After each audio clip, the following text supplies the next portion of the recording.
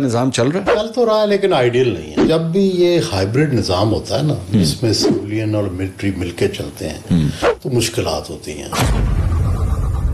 आसिफ अली जरदारी साहब को हटाने के हवाले से खबरें बहुत गर्दिश करती रही। एक हलके के अंदर ये सोच मौजूद थी है।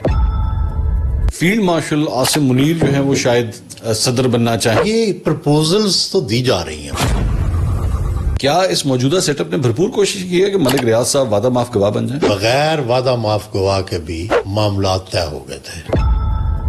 असल में वजीर आजम जो है वो तो मोहसिन नकवी साहब है। अभी तक तो वो सिस्टम को इसको चला भी रहे हैं। मरियम नवाज साहब she is struggling hard, but grass root पे मुझे अभी उसका इम्पैक्ट नजर नहीं आया।